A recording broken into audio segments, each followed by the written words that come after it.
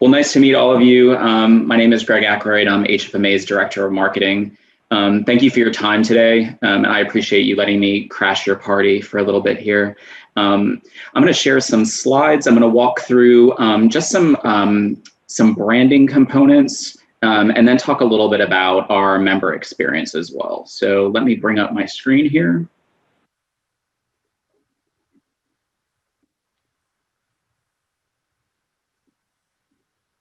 Okay, is everyone able to see the slides?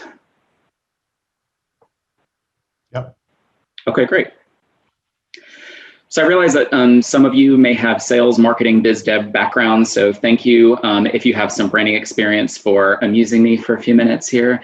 I just wanted to give everyone a little bit of a kind of a quick branding snapshot. At its core, branding is a promise delivered.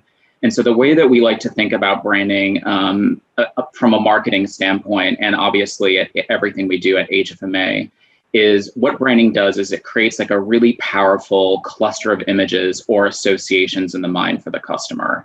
So branding is also something that provides credibility, and then it generates a set of expectations as well. So the one term I really like to lean on is it's a trust mark. So if you think about your own experiences with brands, you tend to perhaps do more business with brands that you trust. The core elements of branding I've listed here in the last bullet. So I'll reiterate trust, but also loyalty, relationship, value, consistency. You look to brands to problem solve, and you look to brands to increase your performance. And so I dropped a couple logos here, which I'm sure everyone will easily recognize. And when I think of something like a Volvo, for example, what we kind of think of where they've really positioned themselves in the market is relatively sleek designs, but what their big thing is safety, right? So anytime you're watching a Volvo commercial, you're probably seeing someone in their vehicle with their loved ones or kids in the back seat, right? The whole idea really there for something like Volvo is really building that trust, that customer loyalty, and that's centered around safety for them. So when I take a look at something like McDonald's, right, I think the big thing that I kind of go to is consistency. So whether you're in California or you're in Maine or you're in Florida, you know, you're going to walk into that McDonald's and you're going to taste the same French fries. It solves your problems because it's solving your hunger. It's consistency really across the world in some of their core products and their service levels. And generally people have a preference over time. You know, there's a lot of people who think, you know, maybe they prefer McDonald's over Burger King, or it's the, you know, Dunkin' Donuts versus Starbucks dichotomy as well. So that's all great, but we don't serve fries, right? So for associations, how I like to think about our brand is really it's the core to our organizational identity. And I've dropped in here a couple strong organizational brand attributes that relate specifically to professional membership associations. So what can a strong brand do for associations like HFMA? So first, it can build conference attendance. Second, it can increase your member retention. You can increase your membership acquisition, participation and engagement in the entire member experience. Strong organizational brands certainly build credibility among your individual members. That's why we have things like the member referral program, for example. Concept being you have a very positive experience with the association at any level, whether that be with the association, chapter, regional event, whatever that might look like. And then you refer your colleagues. So that credibility piece is pretty huge. Strong brands for associations can also create multiple revenue streams. Think about this going back to even the Volvo idea. You have one basic model perhaps to start off with, and then once you start building credibility and trust, you start spinning out different models of cars to meet varying customer demands. And so I like to think of branding really as that approach for building that strong organizational identity that is just really core to what we do and what all strong brands aim to do. So about a year ago, I would say, the marketing team and a cross-functional team from across the organization went through an exercise based on a book. I'm not remembering the title perfectly, but the concept is creating a brand story. And so when we think about how this relates to positioning HFMA as a solution for prospective members and for existing members as well, it's less about features, right? It's not that we offer webinars, it's the fact that a webinar solves a particular problem, ideally a problem that's really current on the minds of those participants. And so what we like to think about is, at its very core, what is the Joe or Josephine average member really looking for? They want easily accessible resources that help them succeed. And what we try to think of is what is the end product really for an HFMA member? What does an HFMA member want to be? And what are they looking to HFMA for to enable them to be this person, to be the hero? And we've structured that around this concept of, I am a valued contributor, recognized as an expert by my colleagues, my organization, and in my community. So the concept in these sub-bullets are, in moments where you're feeling uncertain, HFMA is here and the entire HFMA community is here to help you feel informed and knowledgeable. That in moments where you're feeling ill-equipped perhaps to address a particular challenge, that you're coming to HFMA and you're turning around, leaving prepared and empowered. Or in moments where you might feel isolated, you are coming to HFMA to feel connected and supported. That can obviously take many forms: local chapter networking event, coming to annual conference, engaging in the online community at hfma.org. Lots of opportunities there for connection and support. I'm not gonna expect that you guys are gonna be able to read this on your screen, so I'm gonna bring this up through another PDF here and zoom in. But I wanted to take a few moments here and talk about the HFMA member journey, and then I'll pause at the end of this just to address any questions you have prior to moving on to the next slide. But what I'd like to focus in on here, and where we're going to zoom in on this PDF, is how the HFMA marketing team really thinks about the journey from acquiring a member through their actual member experience and engagement, through their retention journey to ensure that we can retain as many members as possible. And then also what happens when a member lapses and what our go back strategy is to bring them back into the fold of HFMA. So if I can, Tracy, can you nod your head and tell me that you can see this PDF? Perfect. Just want to make sure my screen was sharing accurately here. So where I'm going right now on this PDF, I'm just going to focus in on the acquisition piece right now, because that's where our journey ends. So inviting people to join HFMA. We do this in several different forms. So I should say that all of these things I'm showing on screen right now are, for example, they're not intended to be the entire library of assets that we have, but I just wanted to give you a taste. So for something like acquisition, we have an express e-newsletter, the concept really being here that we want to share some top content and also product offerings to our non-members and to our leads, and encourage them to get a guest account and to ultimately become a member of HFMA. We also obviously talk up the idea of engaging at the local level and all of these tactics as well. We know how valuable that is for folks to connect and network at the local level. So email campaigns, we position really this idea of resources you need now. You're a partner in progress. We've done some specific campaigns around different member types, right? So here's a quick snapshot of an academic campaign where we were targeting faculty and the students of those faculty to join HFMA and to leverage HFMA as a resource in the classroom. We've also done non-member inserts as well when we're doing direct mail. So the idea being, attend a live meeting and become a member when you do so you can take advantage of those live meeting member benefit discounts. We sometimes will use freemiums as well. So, if you participate in something or join between a specific date range, we'll send you an HFMA mug.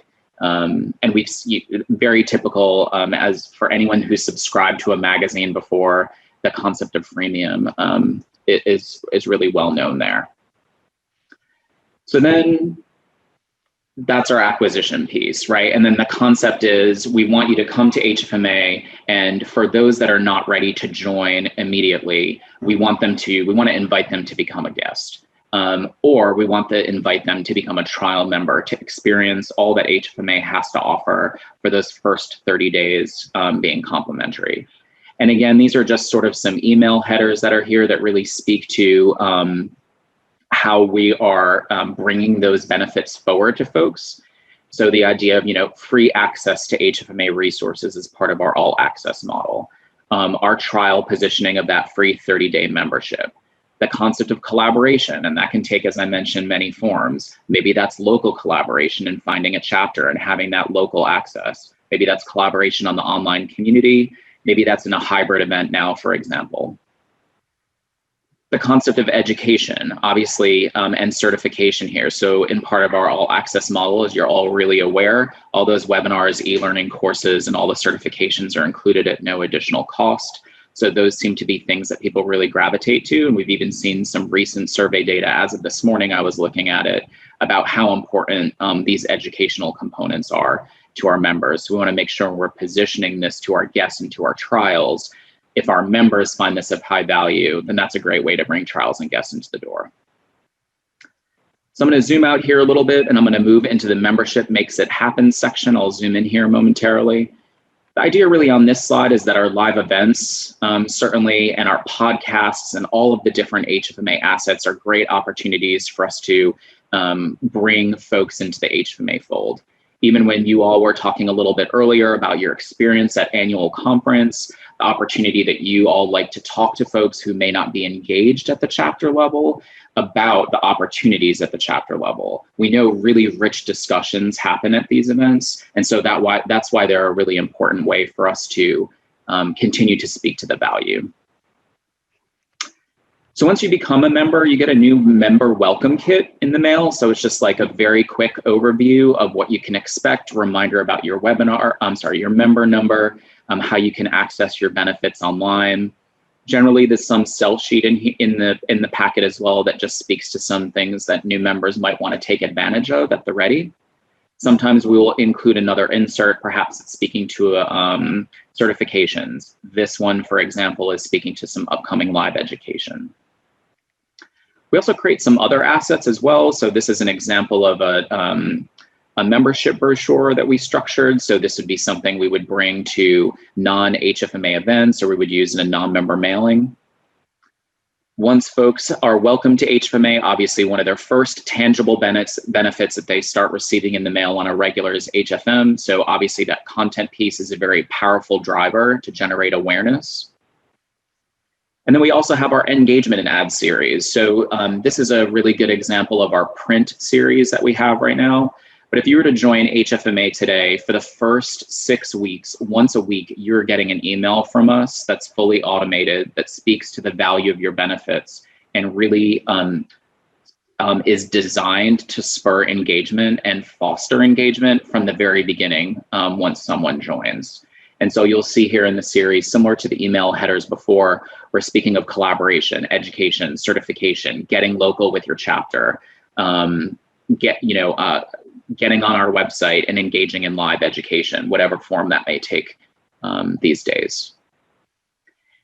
And then you also have the opportunity to get involved and get a really great sense of the content that HFMA delivers with our e-newsletters. So you are all probably aware of HFMA Daily because you all get it in your inbox every day. So that's our great AI e-newsletter. And we also use that as an opportunity to elevate HFMA newsworthy content. And then supplementary e-newsletters. So here's some examples of leadership and financial sustainability report and revenue cycle insights. And healthcare finance strategies. And so what we do with these e-newsletters is we take a look at the demographic information of our new member, and then we decide which ones we believe based on that demographic information are most relevant. And then we deliver that e-newsletter to that individual and that group of individuals. Doing that allows us to be a little bit more targeted in our approach so that not every member is getting every e-newsletter. But of course, at any time, a member can log into their preferences, and if they're not opted in, they can opt themselves in. We also have the member referral ad series, right? So this is the opportunity, especially for members that are highly engaged, since I know we've referred to them in the past, or I have, as the HFMA love crowd, those folks that really are part of the HFMA heart and soul. And so we lean on those folks like yourselves to expand the HFMA community through those member referral efforts. They do it for the swag. Yeah, truth comes out. So again, I'll pause after this PDF here, but I just want to zoom in on 2 more areas. So let's talk a little bit about retention. So right now we have a pretty robust retention strategy. It crosses multiple channels. So we have a direct mail strategy that starts at 150 days out, asking folks to make sure that their profile is up to date, so we know we're sending that renewal notice to the right address. We also have a fully automated email series that is based on the days to expire. Here you can see some examples of some renewal buck slips. So a buck slip is just that piece of paper that's promotional that fits in a number 10 standard envelope. Here we like to remind folks of some of the top reasons why HFMA members join and why high engaging members find value in continuing their HFMA journey. So in these 2 examples, one, we're speaking of certification. And then the second one, we're talking about activity in the HFMA community, right? So maybe how many people viewed webinars or how many people got certified over the past calendar year or half year or something like that. Really to show, hey, your peers here are leveraging their membership in really fantastic ways. So you should continue on your membership journey with HFMA and do the same. We've also leveraged renewal belly bands across HFM magazine. So we've all seen that, hey, this is your last issue, be sure to re-up. So we have tested several of those in the past as well. And then we have renewal digital ads. Sometimes you'll see these sprinkled on hfma.org. If you're logged into our website and your membership is expiring in X days, you will get served those ads as well. And we actually use retargeting through custom audience in Facebook. So if we can match your email address to a Facebook profile, you might see a renewal ad that's very timely in your Facebook profile. And here's an example of a direct mail piece as well that we've leveraged in the past, a postcard. And then last, the saddest section. For those that have lapsed their membership, we want you back, right? So as part of that renewal series that I mentioned, after you've expired at 30 days and at 120 days post-expire, we flip a number of switches to see if you might be interested in re-upping. So here's some examples of what those banners look like on emails. And then we've also done some tip-ins in HFM magazine as well. This one was really interesting because we've done some videography at seminars about a year ago. And what we are aiming to do is telling real member stories, right? So that's great that HFMA marketing is telling you that HFMA membership is great and you should do it. But we want to hear from real members about the value that they have seen in their membership journey, because those stories are what's really going to resonate with our audience. And I'm sure you guys would all agree from that. That's probably why how many of you got into HFMA is hearing from somebody else's experience, your boss, a peer, colleague, whomever that may be. So before I go back to the PowerPoint deck, I'll pause here and just see if there are any questions. Hi, this is Michelle here. Hi. How do you measure success of your mailing campaigns? So great question. So for direct mail, we use a vanity URL. So for example, a URL that directs to another URL. So hfma.org/full-renew. I'll just make one up. And what happens is not to get too deep, but basically what we do is when someone types that into their browser, it then redirects to a URL that has a substantial amount of tracking code that's in it. And then we leverage Google Analytics to understand how many people triggered that landing page. And then we also use Google Tag Manager to understand how many people who landed on that page actually went through the e-commerce flow and renewed their membership. It's not a perfect science. It's not an easy challenge, but that's typically how we do it for direct mail. For email, it's similar. We look at typical email KPIs. So as part of our renewal series, we'll look at opens. We'll look at click-through rates as some of our baseline KPIs. Those are generally things that most folks can tell from whatever email software provider that they're using. So we use generally those measures to assess what our response rate is and ultimately what those conversion metrics look like. Did that answer your question?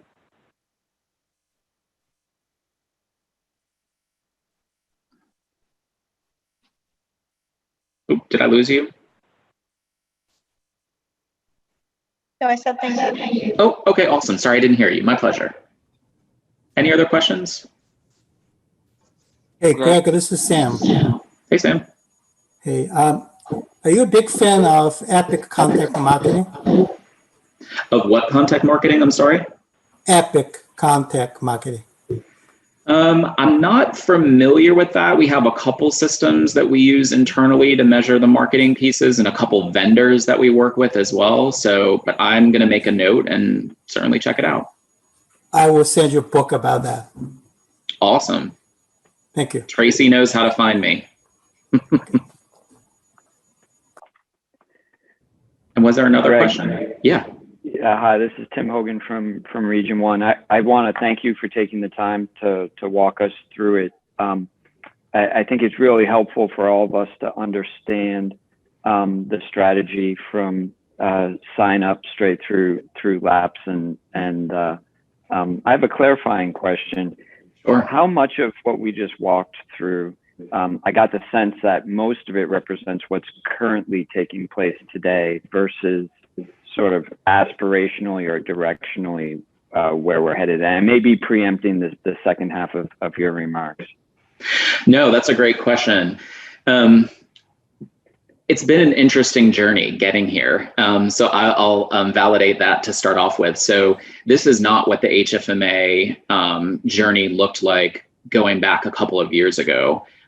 We continuously refine our strategy and our approach. And what I showed you guys on screen in terms of that PDF, that only all took place in probably the last 12 to 16 months. So we're continuously looking to refine. Tim, to answer your question even more directly, I think really where I want to take things is more personalized approaches, right? So in the advent of marketing, right, we've seen this concept of all these traditional marketing channels like direct mail being really one-to-many approaches. And so where I'd like to take things is leveraging more dynamic personalization, really diving deeper into the demographics of our members and our prospects for whatever demographic data we have available, and being more intentional in the targeting. So that could look like right now, like the engagement series that I brought up on screen, right? So that's those 6 emails for the first 6 weeks, supplementary ads, all that. I'd love to be able to divide those by personas, right? So if you join as a professional member and you're working at a provider organization, your journey is going to look different than a business partner member, which is going to look different from a faculty member, which is going to look different from a student member. So obviously there's a lot of work that goes into that. And we're still testing and continuously evaluating the campaign that we've been running here. So what we're looking to do is to learn a lot from what we've just recently implemented, and then get more personal in our approach. Well, and I think that if anybody's not talking, if they could mute their line, I'm hearing myself like 15 times, and I don't even like to hear myself once. So with the, like, if you look at the visual component here, you can tell that, and I know I'm probably stealing your thunder and I apologize, but when we're talking about like color palettes and different things that we see on the screen right now, everything is uniform and looks the same. And with the alignment of Bill's team, I think it's helped Greg and I work closer together. Our teams have been working closer together. And how can we make that look like one HFMA to Margaret? I'm going to steal Margaret's line for building that consistency across the member experience. I think has been a huge improvement in the last year that I've seen with that alignment of the teams. So. And I'll just jump in now too, and because I was going to save those comments for a few minutes from now, but I'll say it now. It's thrilling to watch this. Greg and his team have built a real sophisticated marketing model over the last couple of years under Greg's leadership, and it's thrilling to see how this is working. That story we would have heard several years ago about email fatigue, because we just kept blasting emails to everyone, and being more sophisticated about it helps with our messaging. And in terms of teamwork, I'm going to talk about Tracy and Greg for a minute. I occasionally make the rounds and I'll reach out by phone to call folks to see how they're doing. And I'll call Tracy and she'll send me a text and say, I'm on the phone. And then I'll call Greg because she's busy and he'll say I'm on the phone. And I know the two of them are talking. And it's wonderful to see that. And that's how we bring these things together. And I know that they're not talking about me. They're talking about how they can make the experience better for our members and our volunteers, right? You're not talking about me. Never. Never, ever. No, thanks for that, Bill. Yeah, Tracy and I caffeinate and wind down, right? That's right. I don't think I could have said it better.